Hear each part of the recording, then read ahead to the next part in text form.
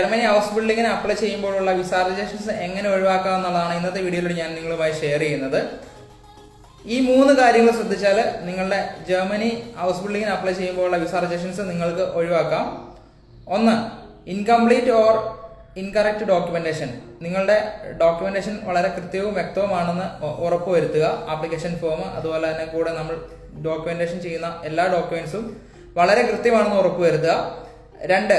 നിങ്ങളുടെ work contract ജർമ്മനിയിൽ നിന്നുള്ള ജെന്യൂൻ ആയിട്ടുള്ള ഒരു കോൺട്രാക്ട് ആണെന്ന് ഉറപ്പുവരുത്തുക. അതുപോലെ തന്നെ കോൺട്രാക്റ്റിൽ നിങ്ങളുടെ എംപ്ലോയർ ഡീറ്റെയിൽസ്, നിങ്ങളുടെ സ്റ്റൈഫൻഡ്, അതുപോലെ തന്നെ നിങ്ങളുടെ അക്കോമഡേഷൻ പ്രൂഫ് എല്ലാം മെൻഷൻ ചെയ്തിട്ടുണ്ടെന്ന് ഉറപ്പുവരുത്തുക. 3. Missing German language proficiency.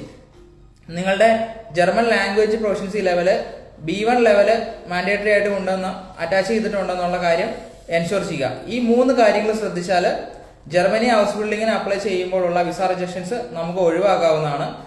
അതുപോലെ തന്നെ നിങ്ങൾക്ക് ജർമ്മനി ഹൗസ് ബിൽഡിംഗ് ഡോക്യുമെന്റേഷനുമായി ബന്ധപ്പെട്ട ചെക്ക് ലിസ്റ്റ് ആവശ്യമെങ്കിൽ നിങ്ങൾ ചെക്ക് ലിസ്റ്റ് ഒന്ന് കമന്റ് ചെയ്ത് കഴിഞ്ഞാൽ ഞാൻ നിങ്ങൾക്ക് DM ചെയ്യുന്നതായിരിക്കും. ഇന്നത്തെ ഈ ഒരു വിഷയം നിങ്ങൾക്ക് പ്രയോജനപ്പെട്ടുവെങ്കിൽ ഫോളോ ചെയ്യുക, കൂടെ നിൽക്കുക. കൂടുതൽ വിവരങ്ങൾക്ക് ഞങ്ങളെ കോൺടാക്ട് ചെയ്യാം. Thank you all.